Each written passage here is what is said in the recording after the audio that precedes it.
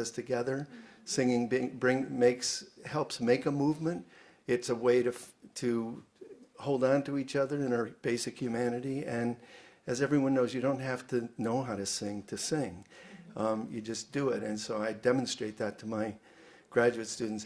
But I've asked Michelle Gunderson, who, as many of you know, is right here. I've asked her to come and sing with me. And the reason is, many of you know Michelle as the activist and educational thinker that she is. I know her as the teacher of my granddaughter. And I always begin in my own mind in classrooms. So Michelle has been an extraordinary teacher at Nettlehorse School in Chicago. And for me, and I want to tell a story about her in a minute, but she was one of the leaders of the walk-in to the schools last week in Chicago, or 2 weeks ago. And my son called me right afterwards. He said it was absolutely beautiful. The teachers were there in red shirts. The parents were there. The principal, who was threatened by the superintendent not to do it, opened the door and welcomed everybody in. The security guards waved and applauded. And then Michelle led some singing. So come on, we're going to sing. We're going to sing. We're going to, I usually swipe Barry's guitar, but he had to leave already this morning. We're going to do Woke Up This Morning with My Mind on Education. Think about how many of the songs we sing come from the Black African Christian Church. And it's woke up this morning with my mind on education, my mind on education, my mind on education. I woke up this morning with my mind on education. Now stop. And we don't say hallelujah, that means Jesus is risen. And we say, how about you? How about you? How about you? Another verse. Woke up, mind on justice, got it? Woke up this morning with my mind on justice, my mind on justice, my mind on justice. I woke up this morning with my mind on justice. How about you? How about you? How about you? Oh. Thank you. If we want to build the movement, we should begin with song. We always should have song and poetry and art in our minds, because it helps us to do something that's essential if we really want to bring about serious change, fundamental change, radical change. And that is, it liberates our imaginations and it builds collectivity. We need both of those things. We need our imaginations to be open and released and liberated. And actually, one of the tools of the powerful is kind of create not only a kind of United States of amnesia, but also a United States of common sense, that there is no alternative. That deathless phrase from Margaret Thatcher, Tina, there is no alternative. This is it. And we even see it now. For all of the weaknesses and flaws and problems with the Sanders campaign, what's interesting is the way power responds to it. And what they say is, oh, it's great, it's poetry, but nobody could do it. And that is just nonsense. It's the most modest program, and yet we're taught again and again that we can't dream big and that what we do doesn't make a difference. I'll never forget when I was quite young, being on the steps of the Pentagon with 500,000 people, and Richard Nixon sent out word from the White House that he didn't know we were there. Very important message on the front page of the New York Times. Nixon didn't know we were there, really. And that's a way of kind of discouraging and encouraging a kind of sense that there is no alternative. This is the best we can hope for. And that is nonsense. I came to, educational activism through the classroom. And it's to the classroom that I always return. I didn't get there through policy and politics initially. It was through the classroom and worrying about my kids and thinking about what they needed and what they wanted, and slowly going to the root of that. And I think that's true for many of you, that the politics and the policy follows the fact that we want to be good teachers, we want to be good parents, we want to be good shepherds of the young. So I started teaching in 1965, and for all that time, 50 years, my partner has been a lawyer. So I often find myself over the years at lawyer parties. And when I was much younger, I'd be at a lawyer party and we'd be having wine and cheese, and the lawyer would say, "What do you do?" And I'd say, "I teach kindergarten," or, in the juvenile detention center, or whatever it was at that point. And the lawyer would always have the same reaction. He'd look at me with a pitying, patronizing smile and say, "That must be interesting," and then go find somebody actually interesting to talk to. So then I got tired of that after a while, and I developed my response. Then the lawyer would say, "What do you do?" And I'd say, "I teach kindergarten. It's the most intellectually demanding thing I've ever done." And I usually didn't get to explain what I meant because the lawyer had already moved on to some, but he usually would say, "Oh, that's very, very interesting," and then go find somebody actually interesting. And I don't need to explain to you, but it's a long explanation what I mean by teaching kindergarten is intellectual work. It requires a thoughtful, caring, attentive, wide awake person to do it well. And it's constantly, all the moving parts are constantly changing. So it can't be put on automatic pilot. It's very complicated work, very difficult work, and ethical work, moral work. So I never got to say all that. And so then I developed frustrated by the lawyers, I developed even further a few years down. And then I would say, the lawyer would say, "What do you do?" And I'd say, "I teach kindergarten. It's the most intellectually demanding thing I've ever done. And if you ever get tired of making six figures and want to do something useful with your life,"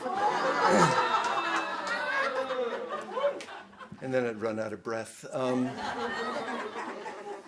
of course partly kidding, but I'm partly urging us, especially those of us in this room, to find a vocabulary that's rich enough and deep enough and wide enough and complex enough and serious enough to actually communicate what it is we're talking about, and to not allow ourselves to be caught in the frames that are, devastating to our profession. And there's a lot of ways to think about it, but all I've taken in the last couple of days has made me want to say a few words about movement building.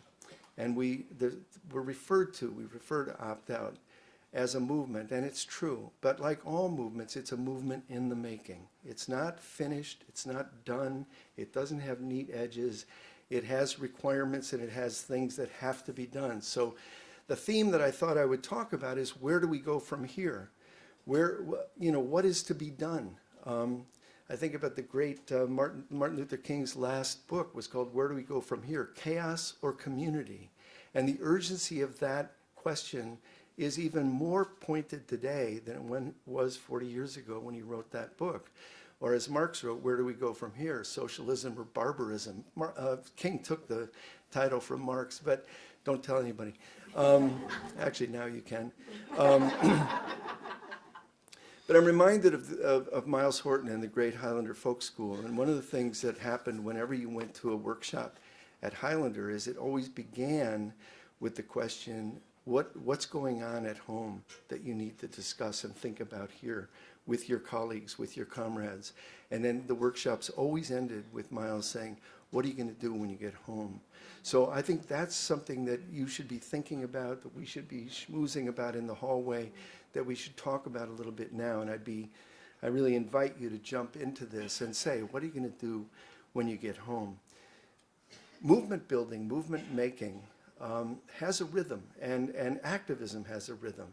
Moral thought has a rhythm. Citizenship has a rhythm. And the rhythm is easy to say and very, very difficult to do.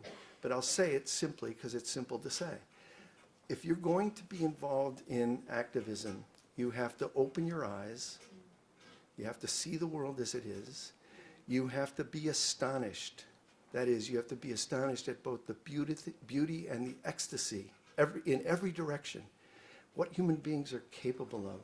And if you lose the ability to be astonished at the beauty and the ecstasy, you're sinking into an enemy plot, which is cynicism and despair. You have to be astonished at the beauty. You have to also be astonished at the unnecessary suffering and the brutality that human beings visit upon one another.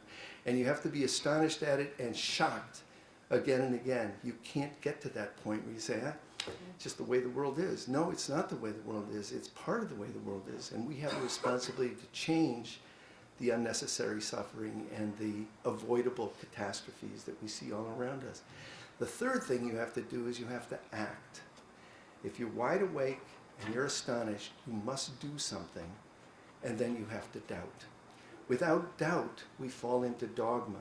And I appreciate this gathering. I've really been quite honored to be a part of it, and I've been taking things in left and right, mostly left.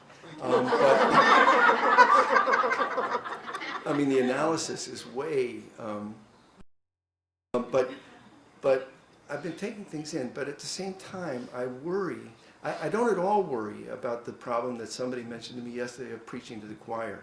The reason I don't worry about that is we have to preach to the choir now and then. Otherwise, how the hell are we going to know we're part of the choir? It's important that we affirm what we believe and what we know. That's necessary. But it's more than that is necessary. And if you become self-satisfied or self-righteous, the one thing we can be sure of is that self-righteousness is the wrong path. Thinking that we know and the great unwashed don't know is a recipe for catastrophe for us. We have to remind ourselves that what we just learned yesterday, or what we just learned a year ago, or what we now know, we didn't always know. And not only that, we don't know it perfectly, and we don't know it completely, and it's not finished. We have to doubt. If you don't doubt, you go in the direction of dogma. And the direction of dogma is death for a social movement. I remember when I was first in Chicago, a friend of my wife's, another lawyer, a law professor, wanted me to go look at a Montessori school because she was going to send her kids there, and she wanted an expert opinion. After arguing with her that there's no such thing as an expert opinion, and I'm certainly not one of them, I went anyway with her, and we went and saw the Montessori school. And everywhere we went in the little Montessori school, which is a perfectly fine little preschool, everywhere we went, the director said, now Maria Montessori would say the children are doing this, and Maria Montessori would say the children are doing that, and Maria Montessori, and I felt like it was Muzak hypnotizing all of us visiting parents and guests. I felt overwhelmed by it. And so at the break, the parents were talking about Carl Jung and Carl Rogers. And I said, you know, Carl Jung once said, I'm glad I'm Jung and not a Jungian, because I can still change my mind. Which I thought was pretty clever until she said Maria Montessori said the same thing. And when your dogma is full up, you can't hear anything, you know. So doubt is an essential part of it. We open our eyes, we are astonished, we act and we doubt. And the measure when we doubt, when we rethink, when we ask ourselves if our action was as good as it could have been or as effective as it could have been, it seems to me there's a pedagogical standard we ought to call on to ask ourselves, was it helpful? And the pedagogical standard is, did I learn and did I teach? If I learned something and I taught somebody, then that's going somewhere. If I didn't learn a thing except I was performatively brilliant, you should have seen me on the nightly news. That's not the standard. The standard isn't how you felt existentially. It's how whether you reached out and taught. Now, I don't want to undermine the importance of existential acts either, or acts of personal protest. I think those are important too, to form our identities. One just coming to my mind, when we were first in Chicago and our children were young, we had come from New York, and the state of Illinois had decided they were going to kill the first person on death row in 20 years, I think, and they decided to kill John Wayne Gacy, famous mass murderer and poster child for why the death penalty is great. And my wife and I were horrified listening to the news about it and listening to the glee and the excitement. So we drew straws and I won, and I drove down to state-built prison that night by myself. I wasn't part of a movement. I didn't know anything about it really. I was just disgusted by what was going on. I got there were about 2,000 young people having a beer party with boom boxes, waiting for the monster to die. And I had a little sign I'd made called "Thou shalt not kill," and I hid it under my vest and made my way to the front of the prison. And there in front of the prison were 9 elderly nuns, 2 lawyers, and me. And we were singing freedom songs, and we waited until Gacy was killed, and the crowd erupted, and then I slinked back to my car and went home disgusted. But I was glad I was there, because I wanted to say, okay, I'm not part of this movement. There wasn't a movement exactly then, but I am somebody who thinks that my humanity depends on me standing up against that, you know. I want to stand up against it for me, not because it's going to, do anything else just because I don't want to be a party to it. And 2 years later, the two lawyers who were standing in that circle won the first wrongful conviction case in Illinois. And 2 years later, our corrupt right-wing Republican governor became an abolitionist and cleared death row. Now, you couldn't have predicted it, and there are many examples where it doesn't go that way, but a movement was built, a movement of parents, a movement of guys in prison, a movement of wrongfully convicted, and it was an extraordinary thing to watch the state of Illinois turn against the death penalty. That's possible. Those things are possible, and sometimes we stand up in witness. But it's also important to stand up strategically and to make yourself a part of a movement. These are not things we can win alone, the things you're talking about this week. These are not things that we can win one classroom at a time with the door shut. We are fighting for the heart and soul of public education, which is to say the heart and soul of democracy. And if we don't win this, we all go down the tubes together. So it's critical that we fight hard, fight smart, and learn from our mistakes and from our victories, but never think that it's not contested space. One of the things that again and again happens when I speak to audiences of teachers is that there's a demoralization that has set in where we feel like they've won. But the astonishing thing, if you step back from it and think about it, is they've had all the money, the two major political parties, all the foundations, they've had the entire media on their side for 30 years. They've had the big megaphone, and they haven't won. How is that even possible? How is it possible? And the reason is they don't have either parents, teachers, kids, nor do they have the moral argument. We have all of those things in our favor. And so we should never get discouraged. We should never get depressed. I have a T-shirt that says "depressed?" ? Maybe it's political. And I think we should never get depressed about the work we do. We should always find energy in it, but we should also not get impatient with the people we're trying to organize. Of course, it takes more than one conversation, more than one reading. How many of us have felt, well, I gave her the article to read. How could she possibly be so backward? Yeah. Well, because it's more than that. It takes more time, more energy, more arguments. And we have to make those arguments clearly. Part of the job of movement making is reframing the issues, and you know that. And you've done a masterful job of it, frankly, in the Opt-out National. A masterful job of reframing the issue. Reframing for me around schools begins many years ago with every politician who gets to a microphone, from Hillary Clinton to John McCain to Barack Obama, says we need to get the lazy, incompetent teachers out of the classroom. And as soon as they make that statement, I feel myself kind of acceding, nodding dully. What do I want? Keep the lazy, incompetent ones there for my granddaughters. They win the argument by framing the issue. And if I get to the microphone first and I say, every kid in a public school deserves a caring, competent, intellectually grounded, morally committed, well-rested and well-paid teacher in the classroom, I win that argument. So we have to learn how to frame the issue. The other thing we have to learn is how to connect the issues to one another, because they're not separate.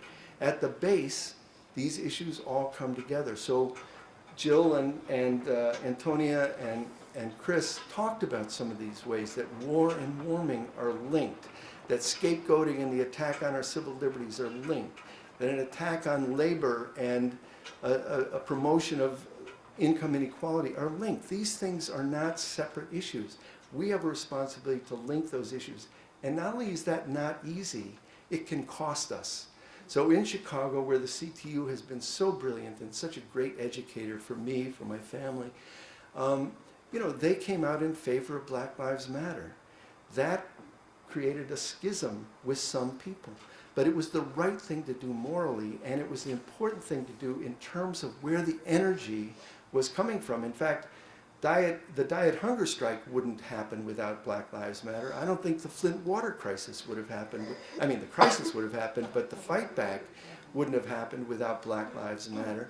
I think Black Lives Matter is a great example of changing the frame. 2 years ago, 3 years ago, When we thought about criminal justice, we thought about the culture thought about the thin blue line protecting us from barbarism. No more.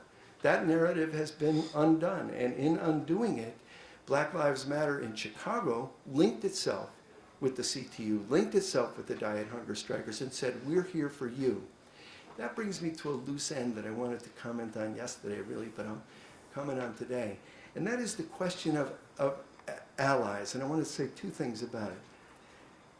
The question is always raised at a meeting like this: how do we get more of somebody else in the room? How do we get more? And I was at a meeting a year ago where a bunch of old, nostalgic-looking 60s radicals were saying to one another, why don't we have more young people in the room? And I thought to myself, geez, if I were young people, would I come to this boring gathering? I don't think so. So I commented simply, I said, do you go to the young people's meetings? And everybody was shocked. I said, do the young people have meetings? Hello. Yes, the young people have ways of getting together. They also have sex without sex ed. And every generation invents this shit. But the fact is that we sometimes miss the point about how one develops alliances and how one develops a big movement. One of my great admirations for Michelle and the other leaders of the CTU is that long before they had any dream of running for office and taking control of the union and changing it from a service union into a social justice enterprise. In fact, one of the great things about that first strike was it was a social movement disguised as a labor dispute, and people didn't always get that. You know, it was really a social movement. You'd go downtown any afternoon and there'd be 20,000 people, and the signs didn't say another 1% increase. They said, we want arts in the schools. And you know, it was a really powerful social movement, and it was linked to parents. How did that happen? How did that happen? Because the leadership of the CTU was known in community after community after community for showing up with their bodies long before they wanted to be leaders of the union, showing up and saying, we are going to protest this school closing with you. So we're going to you. We're not begging you to come to our boring meetings. We're going to where the action is and where the important crises are. That's how you build allies. Second question on allies. Ta-Nehisi Coates was asked by Amy Goodman about the question of what is the role of allies, and I think he had a really a good answer and then a great answer. His good answer was, if you want to be an ally to oppressed people, you have to listen and you have to show up. You don't show up to be a mentor. You don't show up to be a know-it-all. You don't show up to provide workshops. You show up and you listen. And I thought that was really good advice. And then he had some great advice. And that was, he said, why do you think of yourselves as an ally at all? Isn't it your fight? Don't you want to live in a world without prisons? Don't you want to live in a world without the death penalty? Don't you want to live in a world where racism and sexism and homophobia are done away with? If you want to live in that world, then it's your fight too. Show up as a fighter, not as some kind of Klingon, you know, but somebody who's there for the struggle. So, releasing the imagination, shifting the frame, and connecting the issues. I think there are some deep cultural frames that we almost don't notice, and that I want to just mention a couple. One is the triumph of individualism, which is, you know, in our DNA, in our human culture, in our American culture, there's a war always going on between we and me. That's always true. If you're not fighting for yourself, then you disappear. But if you think you're all by yourself, and I'll tell you, this has taken over the country in the last 30 years. So that I was speaking at Michigan the other day. I was telling you guys I had my Black Lives Matter shirt on, and somebody stood up and said, I'm a Christian, I'm for all lives. And I said, me too. And and I said, it doesn't say only Black Lives Matter. And it also, if I were in Germany in 1935 wearing a t-shirt that said Jewish lives matter, and you said, but German lives matter too, that's not actually more universalist. That's actually blunting the struggle, right? So anyway, we had that conversation. But the next person who stood up said, how can you morally justify sharing the wealth, taking my money? And I responded by saying, how did you get here? And she said, in a car that I bought with my own money. And I said, did you make the car? And did you drive on a road you built, or did you come on the socialist road? Which I thought was kind of clever. You know, this idea that somehow I'm all by myself in glorious isolation defies everything we know about human beings, and how, in fact, we should always acknowledge that there are people who, you know, mined the concrete and brought the electricity and laid the pipes and so on. This is all worked up in this space.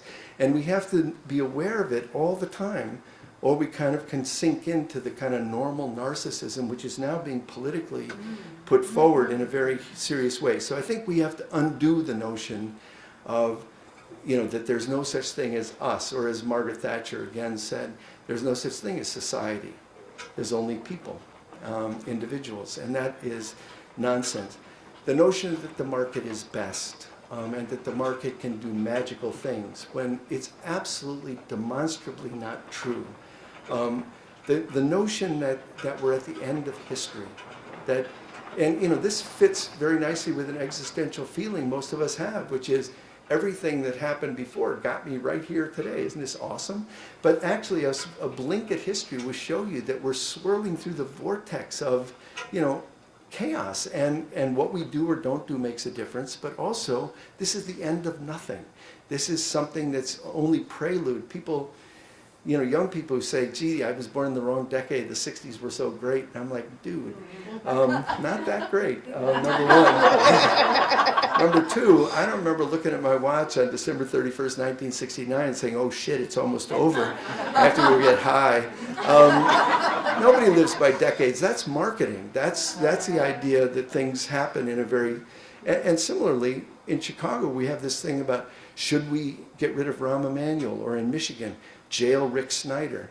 That actually is a misdirection of what needs to happen, because jailing Rick Snyder or getting rid of Rahm Emanuel is not actually going to the root of the matter. Not that I'm against getting rid of Rahm Emanuel, but you get my point. The notion of American exceptionalism. And I'll tell you one other thing that I think is hugely important, and I appreciate a lot of what Jill Stein said this morning. But, you know, voting is an essential part of democracy, but voting is not democracy. Voting is a piece of it. And if you look, even a casual blink at history will tell you that what changes the world is social movements from below that actually create fire that's unavoidable. So Lyndon Johnson passed the most far-reaching civil rights legislation since Reconstruction. He was not part of the Black Freedom Movement. And in fact, he didn't go begging for meetings with Martin Luther. He actually begged for meetings with Martin Luther King, not the other way around. So in the film, you know, Selma, which the Johnson Hallelujah Chorus all objected to, I objected too. He only uses the N-word twice in the movie. He used it thousands of times a day, you know? I mean, so this idea that somehow Johnson did that is nonsense. It was a social movement that was unavoidable. Similarly, FDR was a patrician from the Hudson Valley. He was not part of the labor movement, even though he passed all that legislation. And Lincoln never belonged to an abolitionist party. He responded to the self-liberation of African slaves. He responded to the abolitionist movement because he had to. And that was different than saying, if only Lincoln had a good heart, he would have done it. It's not true. So the question that we have to ask ourselves is, are we spending too much time staring at the sites of power that we have no access to? The White House, the medieval auction block called the Congress, the Pentagon. These are the sites of power we have no access to.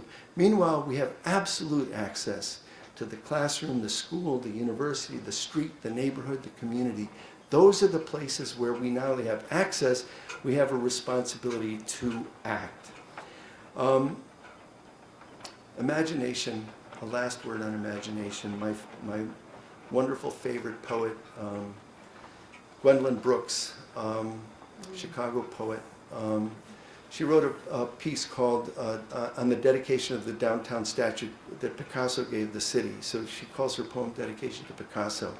And she says in the poem, she begins with a question. And the question is, does man love art? Question mark. And her response is, man visits art but cringes. Art hurts. Art urges voyages. And it's the voyages that art urges that we have to get in touch with as we go out to educate people about this profound issue. And as you've pointed out all weekend, the issue is not testing per se.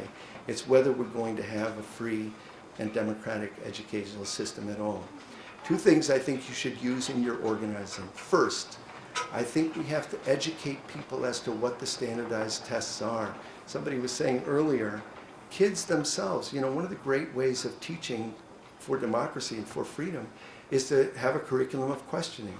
One of the things we should do is question the tests and have the kids themselves question them. I'm a huge believer in a curriculum of questioning. Sometimes it's profound, like the freedom schools in Mississippi in 1964, 63, 64. Those freedom schools were based on questions. The whole Mississippi Freedom School curriculum, which you can get online, is nothing but 24 pages of questions. And it begins, why are you and I in the freedom movement? What do we hope to accomplish? What does the majority culture have that we want? What do we have that we want to sustain and maintain? Those are excellent questions. We can apply that same freedom school thinking to anything. You know who Mike Huckabee is.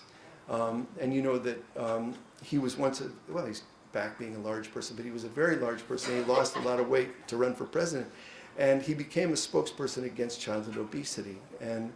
But you may not know that in Arkansas, they passed a rule in the education department that on your report card, along with your English, math, and science, you get your body mass index. Did you know that? Wow. Yeah. Wow. Yeah, a lot of us are horrified. Like, don't look at my body mass index, dude. But what's interesting about that, I like to think that smart teachers in Arkansas, maybe they wouldn't defy it, maybe they would, but maybe they wouldn't. Maybe they'd instead say, let's investigate what happens when we use this kind of reform method. What does it do in terms of changing behavior? How's it gone so far with these kinds of curricular interventions? Or they might do a further investigation and say, what's the state of the playgrounds or the PE? Or who owns the franchise to the lunchroom and the snack bar? Those are the kind of questions, they're just questions. I don't know the answer to any of them. Those are the kind of questions that you could do with a standardized test as well. So it seems to me that we have to interrogate and educate through questioning, through unlocking the wisdom that's right in front of us, and we will find, I think, a deep critique, and we'll be able to develop a deeper critique ourselves. You know this, but I think this should be part of our organizing. You may not know it in this language, but there's a thing called the Heisenberg principle from physics. Do you know this? And the principle, you're a physicist, good. And the principle simply says a performance metric only works as a performance metric if it's not used as a performance metric. Think about it. A performance metric only, and it's used in economics too. It's called, I can't remember the name in economics, but it's a smart idea. A performance metric only works as a performance metric if it's not used as a performance metric. So if you want a hospital that delivers good health, that's a worthy universe of goals. But if you say, as Medicare says, after surgery, if somebody stays alive 30 days, that's an indicator of a hospital that's delivering good health. Miraculously, Presbyterian Hospital keeps everyone alive for 30 days, and they all die on the 31st day, because that can be done, and it's not that hard. So the performance metric undermines the very goal that they had. In Chicago, we have a very famous charter school that goes off the rails every now and then, like when Rahm Emanuel went to speak there recently and they started chanting 16 shots and a cover-up. But that was the kids in their own initiative, in their own agency. But urban prep, the universe is we want good schools. The performance metric is sends 100% to college. How many times have you heard people say we send 100% to college? Well, urban prep makes a fetish out of it.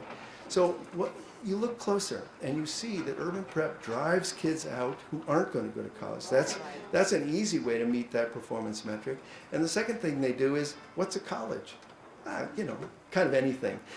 So they have 100% in college, but it's not actually what they're claiming, because they've used this performance metric. It also explains why cheating is the name of the game, from Lake Forest, Illinois, to Atlanta, Georgia, to to everywhere. You can count on a cheating scandal popping up every month in this country because the performance metric is test scores, and it incentivizes cheating, and it's not an indicator of a good school. So what is an indicator of a good school? And I want this to be part of our organizing as well.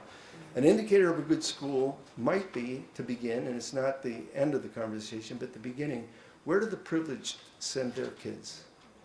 Where do they send their kids? And this is something that the CTU has deployed and exploited, I think, brilliantly.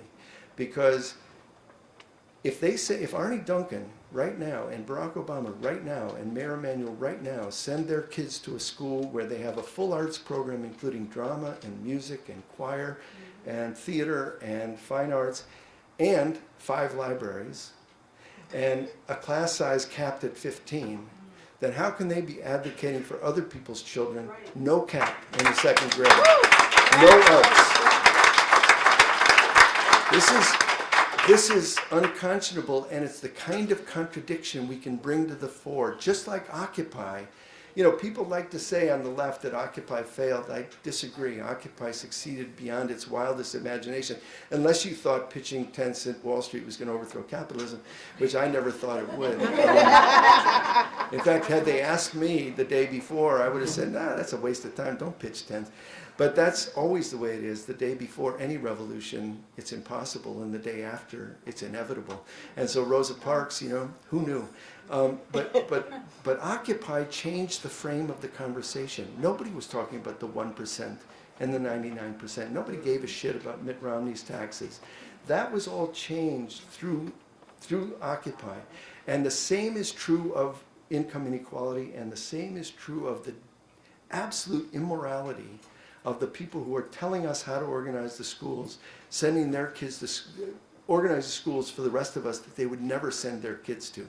So one of the tropes that I do in Chicago all the time is whenever something happens, I go down to the lab school where the mayor's kids go and where Arnie Duncan's kids go, and ask them how they do it. So 2 quick examples. The Chicago Public Schools banned Persepolis, the graphic novel from Iran, by Marjane Satrapi. They banned it because somebody complained that in one of the panels, it's a graphic novel about coming of age in Iran during the Islamic Revolution that overthrew the Shah. And in one of the frames, there's a little boy peeing in the street, and you can see his penis. Horrors. So somebody complained, and they banned that book. So I went down to lab school. I said, do you have Persepolis? I asked the librarians, and they said, we have 11 copies, 2 in the original French, and the movie. And I said to the kids, there's a cartoon that's been made of it. I said, do the kids read it? Yes. Every 7th grader reads Persepolis. So here you have the privileged kids getting a real experience with real art and real literature, and the kids at Lane Tech getting 1 more hour of drill and kill. The good part of the story is that the kids at Lane Tech organized a club called 451, and they read only banned books. And the year that they organized it, they were given the Illinois Library Association's First Amendment Award, and they were competing against adults, and they won that award for their stand. So that's what I mean about contested space. There's always something we can do, and we have to do it. Second quick example of the privileged and the rest of the folks is that by law, Illinois, Chicago, Michelle, how much of your evaluation is based on standardized test score? 30%? Mm-hmm. 30% by law is based on children's, and that was a fight. You got it down from 50%. 50 to 30. They wanted it to be 50, and they fought it. That took us on the streets. Yeah, that was in the streets. They fought to get it down to 30%. So if you're a Chicago public school teacher, 30% of your evaluation is based on standardized test scores. So of course I went to the lab school and met with the director and the head of the union. Yeah, they have a union there too, well respected, well regarded. So I met with the head of the union and the head of the school, and I said, how do you evaluate teachers? We spent an hour and a half, and I won't tell you the whole story, but it involved mentoring. It involved inducting people into a culture where the question, what is good teaching, was being discussed by students, by grade level, by departments, by parents, by outside speakers. What is good teaching? And they have a whole method of inducting people into that culture and into that community. at the end of that discussion, I said, so what part do standardized test scores have to do with evaluating teachers? And they looked at me like I was nuts, and they said, what do standardized test scores have to do with good teaching? Thank you. You know, and that's good for the privileged. They don't have to go through the things that the rest of us go through, and they don't have to worry about it. Teachers are honored and respected and mentored and coached and organized into collectives, and the rest are thrown out to the wolves as individuals.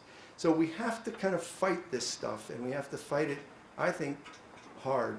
I said earlier today in one of the workshops that I think sometimes our organizing has to be research-based, study-based, fact-based, and sometimes it has to be just humor. Two of my favorite things in the current corporate school reform moment, one is from The Onion. You know The Onion, the journal? So they have a thing called Point Counterpoint. And in one of them, they have, the point is a young woman who looks like she just graduated from Princeton with a smile on her face. And the headline is, "My year of working with the poor and how it made me a better person." And the counterpoint is a little brown-skinned boy saying, "When the hell am I going to get a real teacher in this classroom?" I mean, it's that just in just two little sentences, that just takes the thing down, right?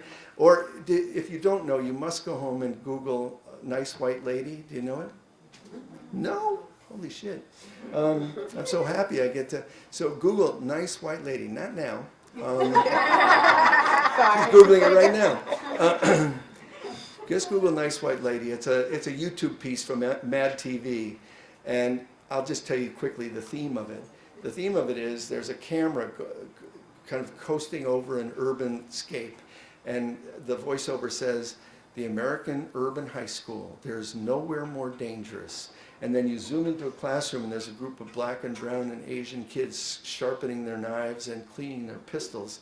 And it says, "Out of control kids, parents who don't give a damn, lazy, incompetent teachers. What could possibly help them?"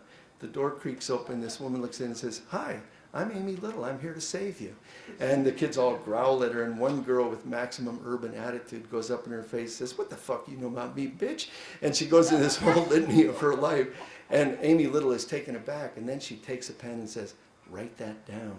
And soon all the kids are winning Pulitzer Prizes, and they put their guns away. And she goes to the lunchroom at one point, and a fellow teacher says, "Miss Little, I know you mean well, but you don't understand. These children are minorities." And Amy says, I know, sir, but I'm a nice white lady. I can do anything."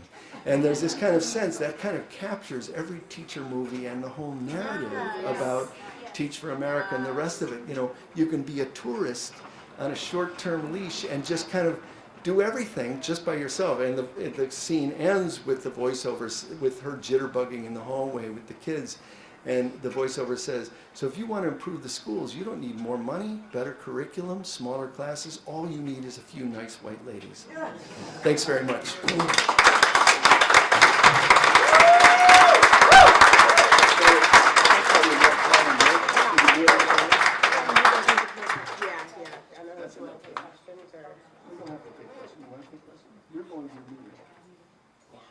Thank you. Enough, but if anybody wants to make a comment.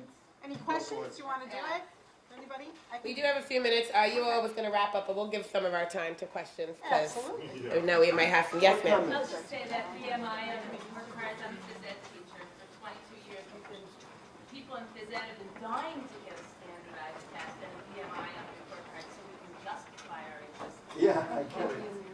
I get it. Although the BMI has a lot of other problems. There are other measures that are coming out much more clearly that have to do with heart function and lung function that really aren't about the BMI. But the point of my story really is that the BMI, in isolation from playgrounds in the neighborhood, food deserts, PE programs, you know, that's what becomes insane. You know, so at the lab school, believe me, they have a rigorous physical education program in every sport you can imagine except football. So they have what kids deserve, right? And that's what we have to kind of fight for. It's not just a kind of a superficial anemic change, but something real. It's something that shames. I mean, BMI is so shameful. BMI is so shameful, and the idea that somehow, so you go home, you read your report card, you got an A in English, a B in math, and you're fat. What are you going to do with that? I mean, what are you supposed to do with that, you know? It's a blame the victim kind of, Anyone and else? what's wrong with being fat also, I'm going to get into that too, but. I just want to accept that. All right, sweetheart. Yeah. A moment of them. A little comment. Much of what I hear last night,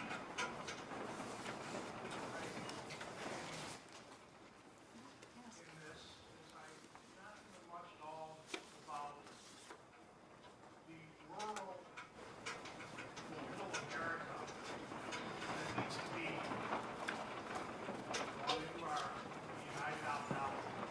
And while the war in county patriots is very involved in everything, socialism, conflict, all that good stuff, I have found that the average person in small town America is very willing to listen. And they understand the problems that we are trying to address.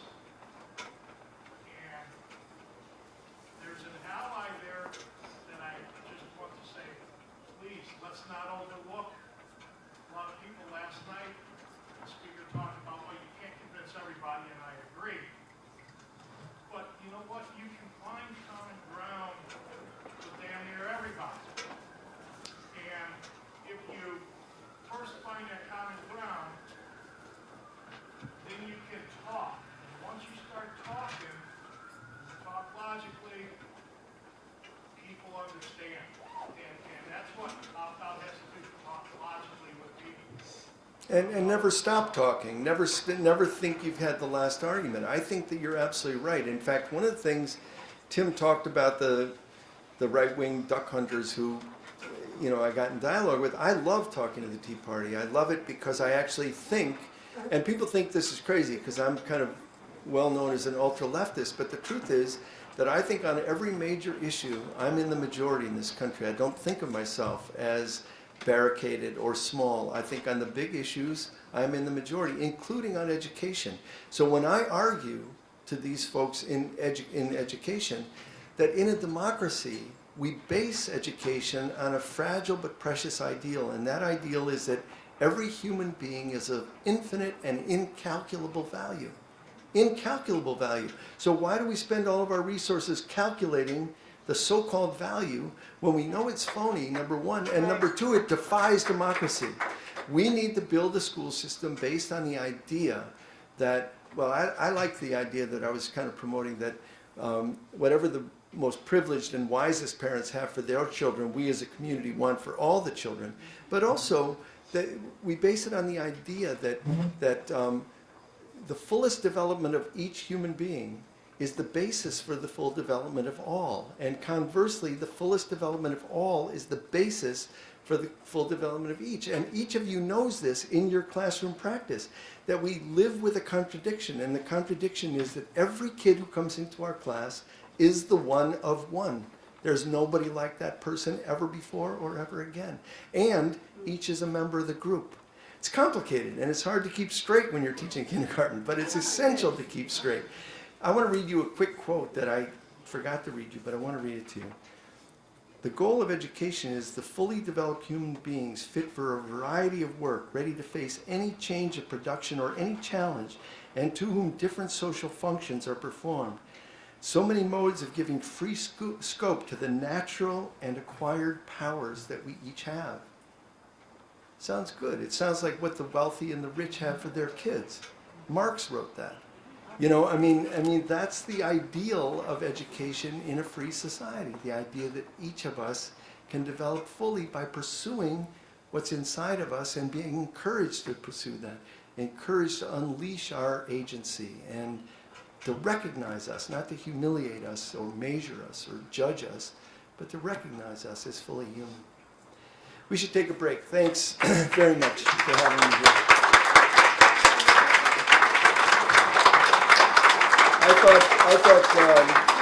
thought their daughter was fantastic. Antonia was fantastic. Oh, I've known her peripherally for years. Again, I want you to know that the live stream right now will be recorded and available on filmourwayfilms.com. If you go to the left, there's a tab for education. So for now, if you need it quickly, filmourwayfilms.com, tab on the left. We'll put it on our website, of course, once we fly home and, get back into our lives. This, of course, is not the end. We'll be announcing our conference site soon for next year. Again, solidarity to all of you. You're wonderful. Oh, my gosh. Well, why don't you? Okay. We wanted to thank Allison. Allison, trying to sneak out. Allison was our go-to on the ground in Philly. We just kind of nominated her last year.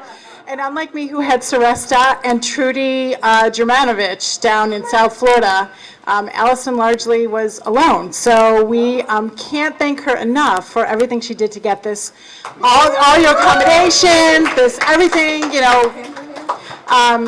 So I didn't see Kendra. Kendra was here. She's still there? Kendra's in the back. Yeah, Kendra. She's back. we want to thank Kendra for the town halls. Yep. So we have a little gift. And I just want you to know that this gift is the word brave in Khmer. And it's the profits go to anti-trafficking for it. So yeah. Yeah. So, thank you. And then we have just. And Kendra, we have just a little something sweet for you to thank you for getting those town halls up and running. I know it was, last minute, and we just so appreciate you. So just a little something sweet, because you were so sweet to help us. Thank you so much. So thank you. So everybody who came, and to Lizzie who volunteered and helped us here, you were invaluable. And yeah, stand up. Yes, thank you. And everyone who came. We hope to see you wherever we are next, and you'll just have to wait to find out. Yes, we are polling locations. Sure, go ahead. So the young people from Brown, we want to make you honorary opt-out, so you can join the group and stand up. Yes. You're our student opt-out leaders. I mean, it's honorary for everyone because we don't charge membership. But we'll recognize you on our Facebook page and might put you to work as interns.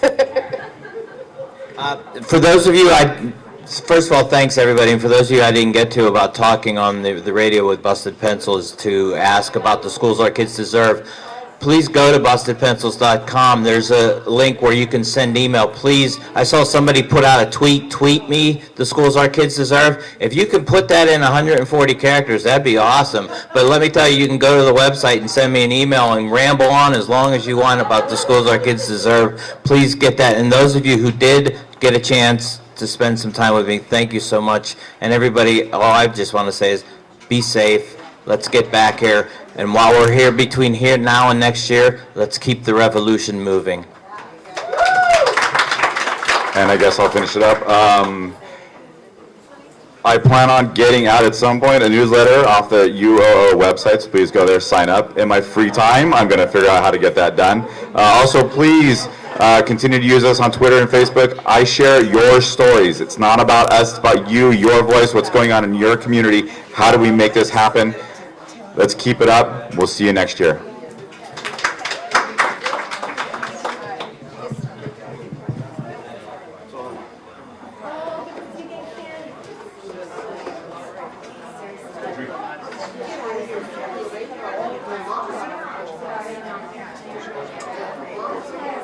Where's Gus? Senor Morales. Let's go drink. I brought my beer with me.